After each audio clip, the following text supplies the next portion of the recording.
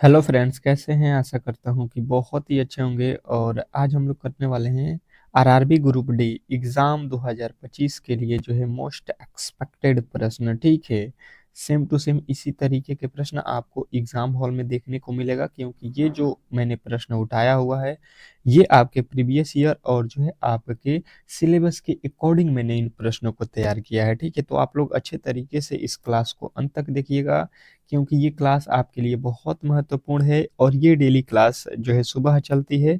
आज जो है 9 मार्च, ठीक है, 9 मार्च का ये क्लास है और डेली ही क्लास आपको प्रोवाइड होगा 6 AM पे। ये आप लोगों को याद रखना है। डेली हर एक दिन का जो है क्लास आपको अटेम्प्ट करना है, क्योंकि क्लास बहुत इंपॉर्टेंट होंगे। और अगर आपने 2 से 3 महीने आपके जो समय है, अगर इन 3 महीने में आप डेली ही क्लास को कर लेते हैं तो 100% है कि आपका सिलेक्शन होगा। और मैंने आपके लिए फ्री में जो है आपके बैच लॉन्च कर दिया है चैप्टर वाइज पढ़ाना। जैसे कि आपका साइंस का क्लास स्टार्ट हो चुका है। ठीक है, साइंस और मैथ दो जो है चैप्टर वाइज मैंने आपको स्टार्ट किया हुआ है। यदि आप उसको देखना चाहते हैं तो आप मेरे चैनल पे प्लेलिस्ट बना हुआ है, उसमें जाकर देख सकते हैं। ठीक है, 2 चैप्टर साइंस के खत्म हो चुके हैं, आज तीसरा चैप्टर होगा। शाम को जो है जैसे कि मालूम है 3 जो है PM पे वो क्लास होता है चैप्टर वाइज।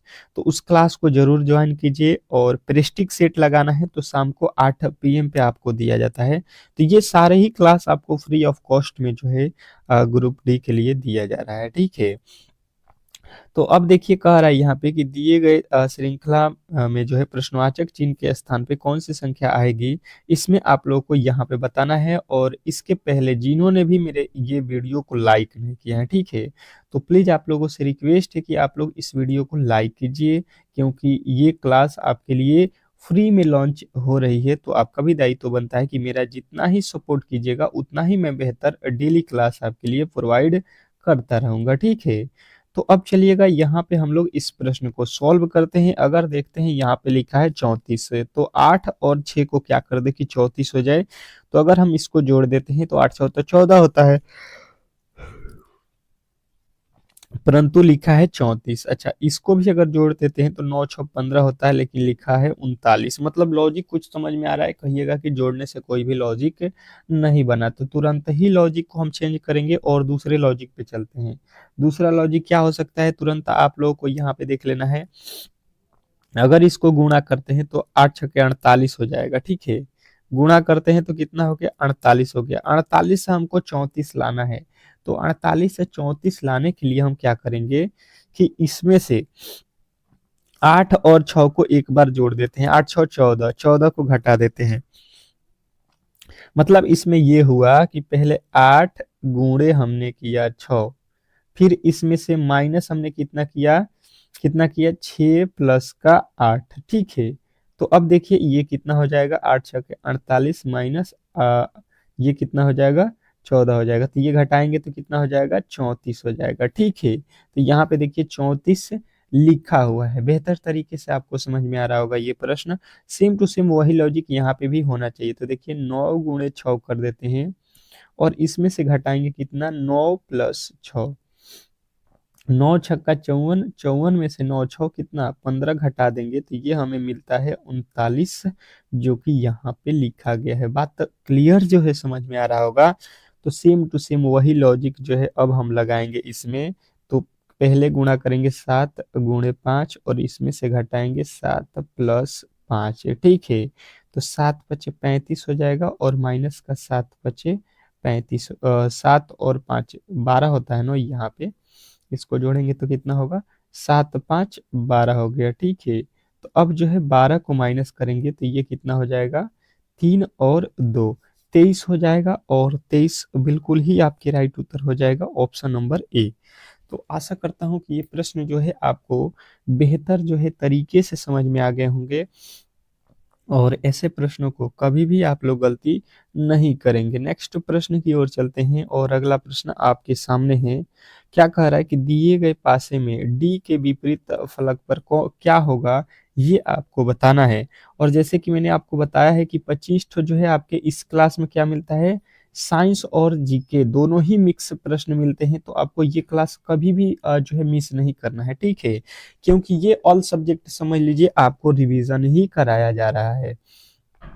तो ये सुबह वाली क्लास बहुत इंपॉर्टेंट होगी, कभी भी इस क्लास को मिस मत करना। डेली क्लास को ज्वाइन करना। इस वीडियो के डिस्क्रिप्शन में आपके व्हाट्सएप नंबर है, ठीक है? व्हाट्सएप मतलब लिंक है व्हाट्सएप ग्रुप का, उसको ज्वाइन कीजिए। उसमें जो है आपको फ़ायदा ये होगा कि ये जो आपको क्लास दिया गया है, ठीक है? इसका जो पीडीएफ है, ये पीडीएफ मैं आपको फ्री में जो है डेली उसमें जो है प्रोवाइड करता हूँ, ताकि आप लोग इसका जो रिवीजन जो है आप लोग बेहतर तरीके से कर सकें, ठीक है? तो जिनको भी पीडीएफ चाहिए वो क्लास में जो है अच्छे तरीके से ज्वाइन होइए, और जो है ग्रुप में भी ज्वाइन होइए, ठीक है? चलिएगा यहाँ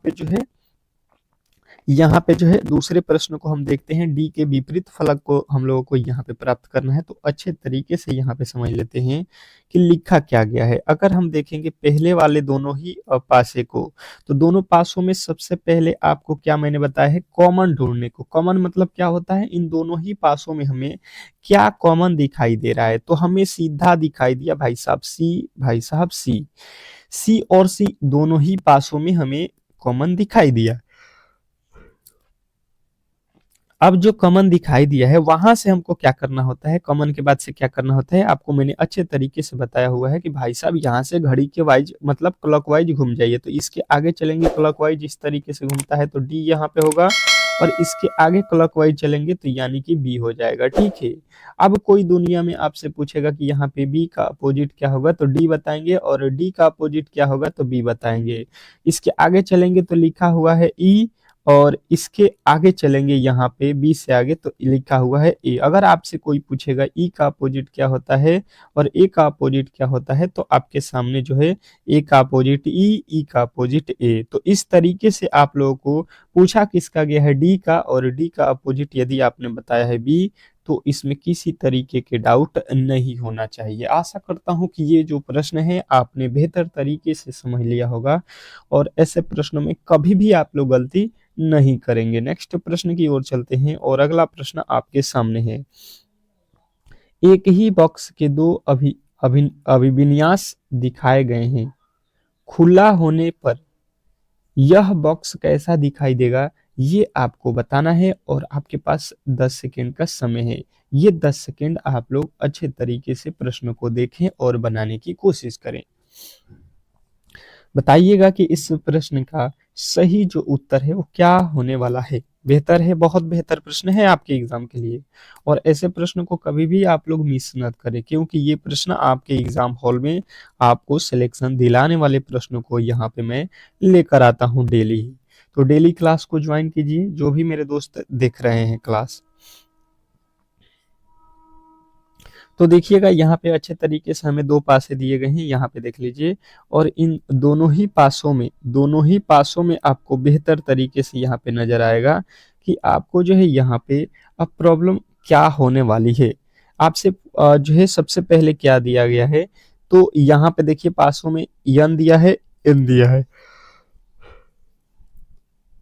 यन और यन दोनों ही पासों में कॉमन है, तो मैंने आपको पहले भी बताया है कि कॉमन वैल्यू के बाद से क्लॉकवाइज घूमेंगे तो इसके आगे चलेंगे तो हमें मिलेगा एल, और इसके आगे चलेंगे तो हमें मिलेगा पी। यानी कि कोई दुनिया में आपसे अभी पूछ दे कि पी का अपोजिट क्या है, तो एल होगा। अब इसके आगे चलेंगे तो यहाँ पे क्या लिखा है देखिएगा, यहाँ पे तो सॉरी हो जाएगा क्योंकि यहाँ पे हमने ध्यान नहीं दिया। डबल जो है यहाँ पे देखिए एन पी और एन पी दोनों ही हमको कॉमन वैल्यू दिख रहा है, ठीक है? तो एल का अपोजिट यहाँ पे सिर्फ एम हमें दिखाई दे रहा है। यहाँ पे आपको क्या दिखाई दे रहा है, एल और एम दो ही अपोजिट दिखाई दे रहे हैं। अब यहाँ पे आ जाइए, एल के साथ एम नहीं होना चाहिए। देखिए एल और एम एक ही साथ दिखाई दे रहे हैं, बिल्कुल गलत हो जाएंगे। एल और एम पास में कभी भी नहीं हो सकते हैं। एल और एम दोनों ही पास में एक साथ कभी भी एक सटा हुआ नहीं दिखना चाहिए।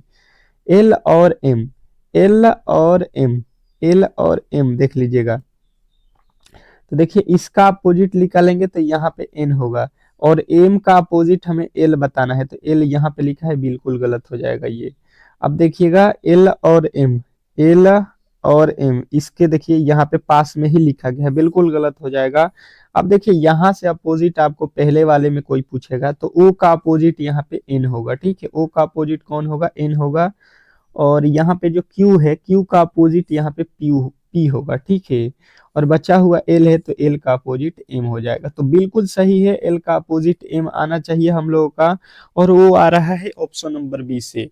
तो बी जो है इस प्रश्न का 100% सही उत्तर होगा। आशा करता हूं कि ऐसे प्रश्नों में कभी भी आप लोग गलती नहीं करेंगे। नेक्स्ट प्रश्न की ओर चलते हैं और अगला प्रश्न आपके सामने है। बताने की कोशिश करेंगे सभी लोग कि उस संख्या का चयन करें जो निम्नलिखित श्रेणी में प्रश्नवाचक चिन्ह के स्थान पे आ सकती है। निम्नलिखित श्रृंखला श्रेणी में जो है प्रश्नवाचक चिन्ह के स्थान पे आ सकती है, ये आपको बताना है। बताने की कोशिश करेंगे कि इस श्रृंखला श्रेणी में कौन सा संख्या यहाँ पे होने वाला है। ये तो हमें लगता है कि सभी लोग बताएंगे, सभी के उत्तर आने चाहिए यहाँ पे अच्छे तरीके से। बेहतर है, बहुत बेहतर प्रश्न है। आपके एग्जाम हॉल में इस तरीके के प्रश्न देखने को मिलेंगे, तो आपको ऐसे प्रश्नों को कभी भी गलती नहीं करना है। चलिएगा, बताने की कोशिश कीजिएगा, बताने की कोशिश कीजिएगा सभी लोग। तो देखिए हुआ क्या है, आपके जो 10 सेकंड थे वो तो खत्म हो गए। तो अब यहाँ पे मेरे साथ जो है आपके पास जितना भी समय है इसमें अब सॉल्व कीजिए और सही उत्तर आना चाहिए कि चौथे का ए हो रहा है कि बी हो रहा है। ये कमेंट बॉक्स में मैंने आपको पहले भी बताया हुआ है कि टेस्ट के तौर पे हमेशा टेस्ट लगाते रहिए, ठीक है, तो ही बेहतर स्कोर कर पाइएगा। अगर आप देखेंगे तो यहाँ से यहाँ 500 कम हो गया है, ठीक है, मतलब 1000 से सीधा 500 लिखा है और 500 से सीधा 250 लिखा है। मतलब हमें दिखने में ये समझ में आया कि इसमें 2 से भाग दिया है, मतलब इसका आधा किया है, फिर यहाँ पे 2 से भाग किया है, और फिर इसके आगे भी अगर हम 2 से भाग देते हैं 250 में तो ये हो जाएगा 125, और 125 में फिर हम 2 से भाग दे देंगे तो ये हमें कितना मिलेगा? 6 दूना 12, और यहाँ पे हो जाएगा 2 दूना का 4 और 2 पचे 10। यहाँ पे 62.5 है। अब 62.5 जो है बिल्कुल आपके राइट उत्तर जो दिया गया है ये ऑप्शन नंबर डी में दिया गया है। तो आशा करता हूँ कि ये प्रश्न जो है आपने बेहतर तरीके से समझ लिया होगा और ऐसे प्रश्न कभी भी आप लोग गलती नहीं करेंगे। नेक्स्ट प्रश्न की ओर चलते हैं और अगला प्रश्न आपके सामने है। कह रहा है कि उस संख्या का चयन करें जो निम्नलिखित श्रेणी में प्रश्नवाचक चिन्ह के स्थान पे आ सकती है, स्थान पे आ सकती है, ठीक है। बताना है आप लोगों को। फिर उसी तरीके का प्रश्न है और फिर जो है आपके पास 10 सेकंड का समय है इस प्रश्न को सॉल्व करने के लिए, और आपके जो भी उत्तर बनते हैं कमेंट बॉक्स में प्लीज आप लोगों को बताना है, क्योंकि आपको तैयारी मजबूत करना है तो हर एक प्रश्न का उत्तर आपसे खुद से बताना पड़ेगा, ठीक है। उसके बाद से अगर नहीं आता है तो बेहतर तरीके से आप उस टॉपिक को समझिए कि किस तरीके से उस प्रश्न को बनाया गया है, तब जाके आप एग्जाम हॉल में भी बनाएंगे। क्योंकि एग्जाम हॉल में तो आपको सेम आपको ही बनाना है। जैसे कि आपको प्रश्न में दिख रहा होगा 992, यहाँ पे लिख रहा है 162, बिल्कुल ही आपको समझ में नहीं आया होगा। और फिर लिखा है 12, वैल्यू बहुत ही कम है। हमें भी यहाँ पे समझ में नहीं आया कि भाई साहब इतना कम कैसे हो सकता है। तो कंडीशन आपको जो है यहाँ पे कम में क्या करना पड़ेगा? घटाने से तो होगा नहीं, ये तो दोनों में अंतर बराबर है नहीं। तो दूसरा लॉजिक यहाँ पे हम क्या क्या लगाएंगे, ये अब हमें सोचना पड़ेगा, ठीक है। अब देखिए हुआ क्या है, अच्छे तरीके से समझने की थोड़ी सी अगर कोशिश करेंगे तो प्रश्न को हम लोग बना सकते हैं। पहले वाले ऑप्शन को देखिए क्या लिखा है, 992 लिखा है। अगर इनके अंकों को हम गुणा कर देते हैं, इनके अंकों को गुणा कर देते हैं, अच्छे तरीके से समझिएगा, अच्छे तरीके से समझिएगा तो ही समझ में आएगा। तो 991, 81 दूना कितना होता है? 162। बिल्कुल आपके जो है यहाँ पे 162 जो है आपको बेहतर तरीके से यहाँ पे जो है दिख रहा होगा अगला पद, ठीक है। अगर हम इसके आगे 162 लिखते हैं और इसके भी अंकों को गुणा कर देते हैं तो ये होता है 6 दूना का 12, और बिल्कुल 12 जो है आपको यहाँ पे लिखा गया है। और जो है 12 जो लिखा गया अगर इसके भी अंकों को हम गुणा करते हैं तो 2 एकम में 2, बिल्कुल आपके जो राइट उत्तर बनेगा वो ऑप्शन नंबर जो है ए में बनेगा, ठीक है। तो ऑप्शन नंबर ए जो है आपका बिल्कुल राइट उत्तर होगा। आशा करता हूं कि ये जो प्रश्न है आपने बेहतर तरीके से समझ लिया होगा और ऐसे प्रश्नों को कभी भी आप लोग गलती नहीं करेंगे, ठीक है। चलेंगे हम लोग अगले प्रश्न की ओर और अगला प्रश्न आपके सामने है, इस प्रश्न का जवाब दीजिएगा। क्या कह रहा है आपका अगला प्रश्न? उस विकल्प का चयन करें जो तीसरी संख्या से उसी प्रकार संबंधित है जिस प्रकार दूसरी संख्या पहली संख्या से संबंधित है। अब बताइएगा कि इस प्रश्न का जो है सही उत्तर क्या होने वाला है। बेहतर है, बहुत बेहतर प्रश्न है आपके एग्जाम के लिए। और ऐसे प्रश्नों को कभी भी आप लोग गलती मत कीजिए, क्योंकि ये सारे ही प्रश्न आपके एग्जाम हॉल में देखने को मिलेंगे, क्योंकि ये एनालॉजी टाइप का प्रश्न होता है और आपको एग्जाम हॉल में तंग भी करता है। तो ये डेली क्लास ज्वाइन करने से आपकी जो प्रॉब्लम है सॉल्व हो जाएगी, जो भी इसमें प्रश्न पूछे गए हैं उसको हम लोग सॉल्व कर लेंगे। तो देखिए हुआ क्या है, इसमें हुआ क्या है, अगर इसको अच्छे तरीके से समझ लेते हैं तो हमें बेहतर तरीके से समझ में आ जाएगा कि ये 26 लिखा है। अगर 26 का वर्ग भी करते हैं, क्यूब भी करते हैं, तो ये कभी भी आने वाला नहीं है, ठीक है, इतना बड़ा वर्ड। तो जब भी बड़ा वर्ड दिखे, जब भी आपको काफी ज्यादा बड़ा दिखे, तो इसके ये मतलब होते हैं कि बड़ा से छोटे लाने हैं, तो इसके अंकों का योग कर लीजिए। अंकों का योग का मतलब ये हुआ कि जो 9 लिखा है प्लस 6 लिखा है प्लस 3 लिखा है प्लस 4 लिखा है, फिर प्लस का 4 कर लीजिए। ये 9 6 15 3 18, 18 4 22, 4 26, और देखिए 26 आपको यहाँ पे लिखा हुआ मिल गया। बात क्लियर जो है समझ में आ रहा होगा। तो इसके आगे अब हम लोग चलते हैं और इसके भी अंकों को जोड़ लेते हैं। ये कितना लिखा है, 8 प्लस का 7 प्लस का 5 प्लस का 8 प्लस का 8, और इन सभी को जोड़ देते हैं तो 8 7 15, 15 और 5 20, 20 और 8 28 और 8 36, और 36 हम लोगों को जो है बिल्कुल राइट उत्तर यहाँ पे मिल रहा है। और जो भी मेरे दोस्त 36 बता रहे हैं, ठीक है, बिल्कुल उनके सही उत्तर है, इसमें किसी तरीके के डाउट नहीं होना चाहिए। ऑप्शन नंबर डी, डी के साथ जो भी मेरे दोस्त गए हैं उनका सही उत्तर है। चलिएगा नेक्स्ट प्रश्न की ओर, और अगला प्रश्न आपके सामने है, इस प्रश्न का जवाब दीजिएगा। आपका अगला प्रश्न कह रहा है कि उस विकल्प का चयन करें जो तीसरा अक्षर से उसी प्रकार संबंधित है जिस प्रकार दूसरा अक्षर पहला अक्षर से संबंधित है। अब जो है बताने की कोशिश करेंगे सभी लोग यहाँ पे अच्छे तरीके से कि कह क्या रहा है कि उस विकल्प का चयन करें जो तीसरा अक्षर से उसी प्रकार संबंधित है जिस प्रकार दूसरा अक्षर पहला अक्षर से संबंधित है। तो यहाँ पे पहले अक्षर का संबंध यहाँ पे दिखा है, दूसरे अक्षर का संबंध हम लोगों को बताना है। तो अगर हम देखेंगे तो इनके प्लेस वैल्यू देखेंगे तो ये आपके प्लेस वैल्यू कितने पे होते हैं, ये 7 प्लस 1 प्लस एन होता है 14 प्लस ई होता है 5 प्लस एस होता है 19 प्लस एच होता है 8, सबको जोड़ देते हैं। ये हो गया 8 14 22, 22 5 6 27, 27 और 8 27 8 35, 35 19 कितना होता है, 54 होता है।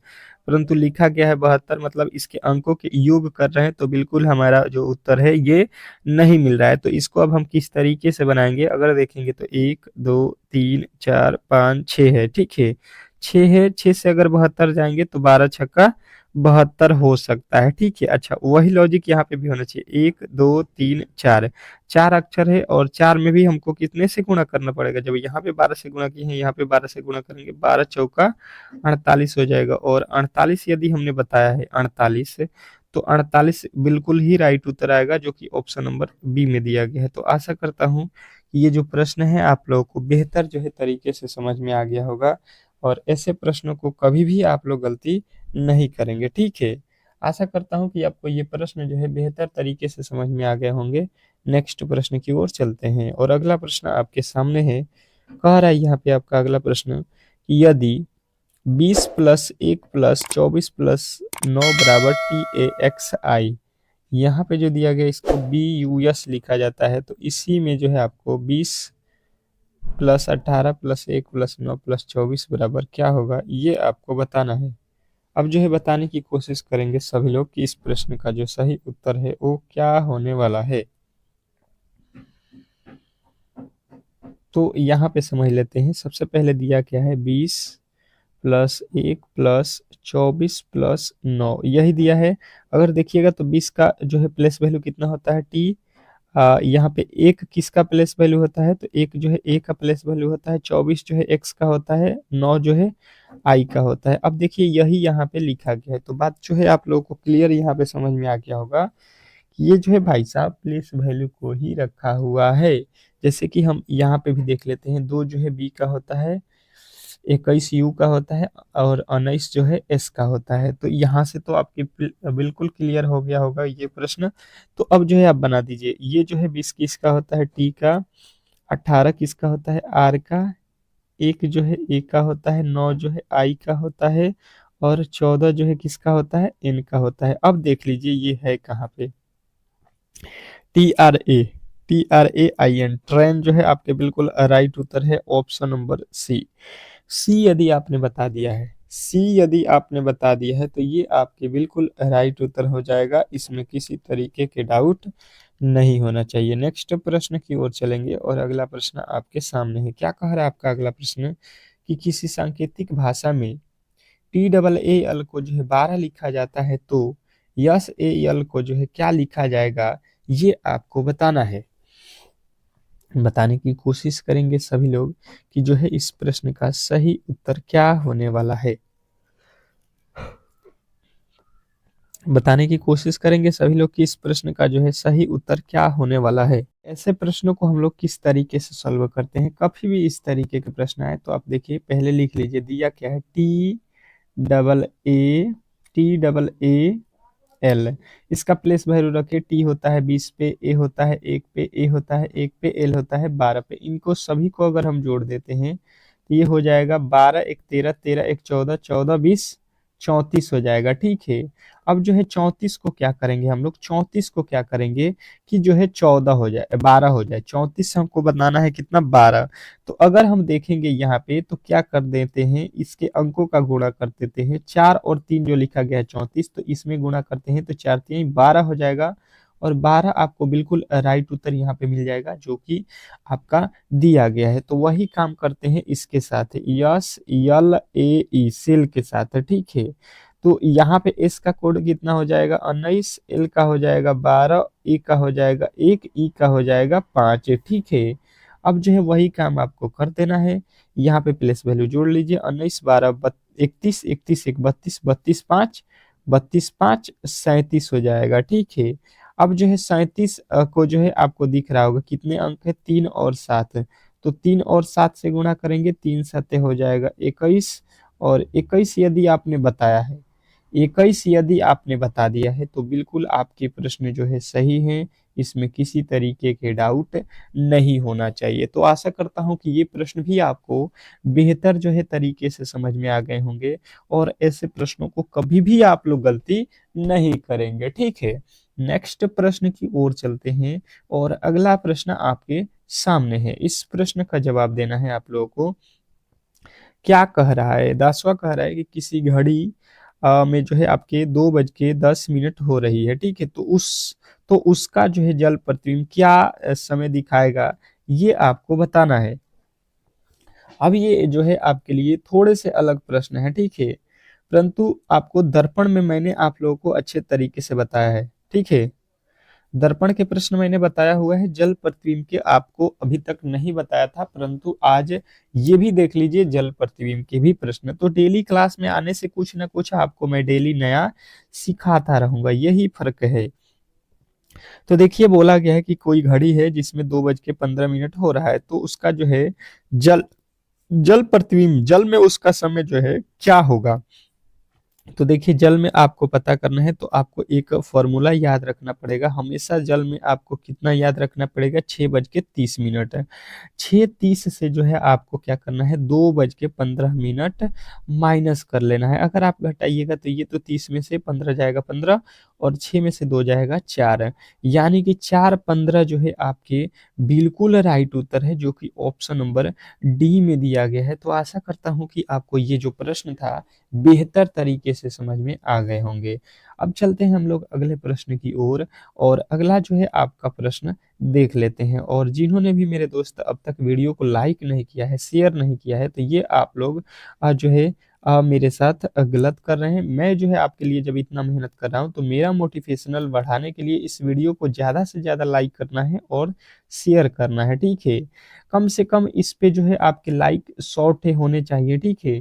डेली ही क्लास आपके 6 AM पे रखा गया है और डेली ही आपको मिलेगा ये क्लास फ्री में। तो देखिए यहाँ पे पहला आपका जो है प्रश्न आज का क्या कह रहा है, इसके पहले वाले प्रश्न जो है हम लोग 50 तो कंप्लीट किए हैं, ठीक है। यदि आपने नहीं देखा है तो आप जाइए चैनल पे और देख सकते हैं उसको। कह रहा है किसी विशिष्ट दिशा में गतिमान वस्तु की चाल के लिए वैज्ञानिक पद क्या है। बताना है आपको कि किसी विशिष्ट दिशा में गतिमान वस्तु की चाल के लिए वैज्ञानिक पद क्या है। तो आपके जो उत्तर बनेंगे ये वैज्ञानिक पद होता है आपका वेग, ठीक है। तो ऑप्शन नंबर सी के साथ जाइएगा। साइंस का जो है प्रश्न है, बहुत इंपॉर्टेंट प्रश्न है। कह रहा है कि ब्रह्मांड में दो निकायों के बीच गुरुत्वाकर्षण का बल किस पर जो है निर्भर नहीं करता है। ब्रह्मांड में दो निकायों के बीच गुरुत्वाकर्षण का बल किस पर निर्भर नहीं करता है, ये आपको बताना है।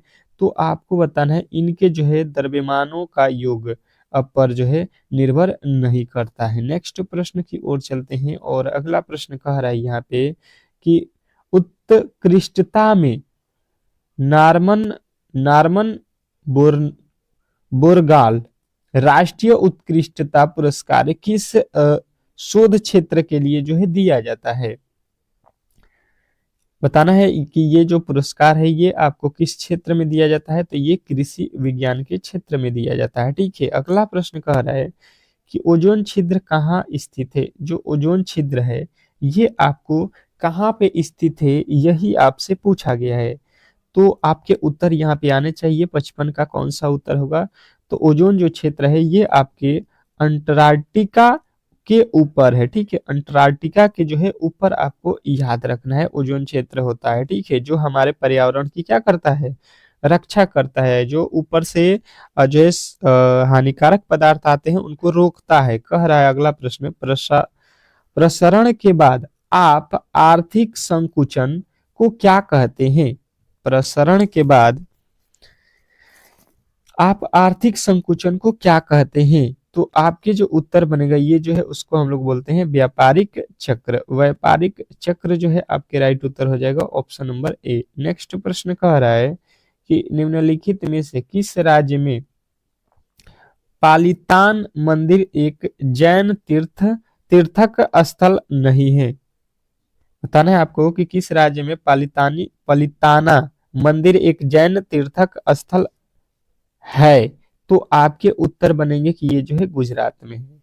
नेक्स्ट प्रश्न देखिएगा आप लोगों के सामने आ चुका है कि निम्नलिखित में से किस उद्योग का सबसे अधिक जो है विकास हुगली नदी के तट पर हुआ है। बताइएगा यहाँ पे कि निम्नलिखित में से किस उद्योग का सबसे अधिक विकास जो है हुगली नदी के तट पर हुआ है। तो आपके उत्तर बनेगा ये जो है जूट उद्योग का, ठीक है। जूट उद्योग जो है आपके राइट उत्तर होगा। नेक्स्ट प्रश्न देखिए कह रहा है कि ओहित निम्न में से किस नदी की जो है सहायक नदी है। ओहित निम्नलिखित में से किस नदी की जो है सहायक नदी है ये आपको बताना है। तो बताने की कोशिश करेंगे सभी लोग। तो ये जो होता है ये ब्रह्मपुत्र का होता है। नेक्स्ट प्रश्न देखिएगा आप लोगों के सामने आ चुका है कि भारत की सबसे बड़ी जो है प्रायद्वीपीय नदी कौन सी है। भारत की सबसे बड़ी प्रायद्वीपीय नदी कौन सी है बताने की कोशिश करना है सभी लोगों को कि जो है इस प्रश्न का सही जो उत्तर है वो क्या होने वाला है। तो ये जो है आपके गोदावरी है, ठीक है। नेक्स्ट प्रश्न, अगला प्रश्न कह रहा है कि ऐतिहासिक स्थान चौरी चौरा किस राज्य में स्थित है। ऐतिहासिक स्थान चौरी चौरा को बोला जाता है क्योंकि यहाँ पे जो है आपके चौरी चौरा कांड हुआ था जो कि आपको अच्छे तरीके से मालूम होगा। तो ये किस राज्य में है तो आपको मालूम है कि ये उत्तर प्रदेश में है आपके गोरखपुर के पास में, ठीक है। नेक्स्ट प्रश्न देखिएगा आप लोगों के सामने आ चुका है कि गढ़वाल किसकी जो है जन्म स्थली है। गढ़वाल किसकी जो है जन्म स्थली है, जन्म स्थान है यानी कि। तो आपको बताना है चिपको आंदोलन का, ठीक है। गढ़वाल जो है क्या है, चिपको आंदोलन का जो है स्थान है। अगला प्रश्न कह रहा है यहाँ पे कि 1992 कौन सा संविधान संशोधन अधिनियम संविधान में भाग 9 पंचायतों को जोड़ने के लिए जो है जिम्मेदार था? तो यहाँ पे जो आपके उत्तर बनेंगे वो था आपके 73वां संविधान संशोधन, ऑप्शन नंबर डी के साथ आपको जाना है। नेक्स्ट प्रश्न कह रहा है कि सबसे लंबी पूछो की प्रतियोगिता निम्नलिखित में से किस त्योहार या मेले पर जो है आयोजित की जाती है? तो सबसे लंबी पूछो की प्रतियोगिता आपसे पूछा गया है, तो आपके जो उत्तर बनेंगे वो क्या बनेंगे? तो कहिएगा ये जो है पुष्कर मेला है। नेक्स्ट प्रश्न देखिएगा आप लोगों के सामने आ चुका है कि भारत में राष्ट्रीय महिला दिवस किस तिथि को मनाया जाता है? भारत में राष्ट्रीय महिला तिथि किस दिन जो है मनाया जाता है, किस तारीख को मनाया जाता है, आपसे ये पूछा गया है। तो ये जो है आपको बताना है कि 13 फरवरी को जो है राष्ट्रीय महिला दिवस मनाया जाता है। ठीक है, अगला प्रश्न कह रहा है कि भारत में किस प्रकार की राजनीतिक दल प्रणाली है? भारत जो है हम लोगों का जो देश है उसमें किस प्रकार की राजनीतिक दल प्रणाली है, ये आपसे प्रश्न पूछ रहा है, तो आपको बताना है बहुदलीय प्रणाली है। ठीक है, नेक्स्ट प्रश्न कह रहा है कि गुजरात में सरदार सरोवर बांध का जो है निर्माण किस नदी के ऊपर कराया गया था? गुजरात में सरदार सरोवर बांध का जो है निर्माण किस नदी के ऊपर कराया गया था? तो ये आपको बताना है नर्मदा नदी। ठीक है, नर्मदा नदी जो है आपके राइट उत्तर हो जाएगा। नेक्स्ट प्रश्न, अगला प्रश्न कह रहा है सिख धर्म के लिए समाज सुधार आंदोलन निरंकारी आंदोलन के जो है संस्थापक कौन थे? तो ये जो आपको बताना है बाबा दयाल दास थे। ठीक है, नेक्स्ट प्रश्न देखिएगा आपके सामने आ चुका है कि भारतीय संविधान के किसके अनुसार जो है निम्नलिखित में से किस मामले के जो है केवल संघ विधानमंडल कानून बनाया जा सकता है? तो ये आपके है डाक और जो है टेलीग्राफ का। नेक्स्ट प्रश्न, अगला प्रश्न देखिए कह रहा है रोवर्स कप किस खेल से संबंधित है? तो रोवर्स कप आपको बताना है कि ये जो है आपके फुटबॉल से है। तो इस तरीके से आपके जो है यहाँ पे जितने भी प्रश्न थे उसको हम लोगों ने कवर कर लिया है। ठीक है, तो क्लास को लाइक नहीं की है तो प्लीज क्लास को लाइक कर दीजिए और चैनल को सब्सक्राइब कर दीजिए।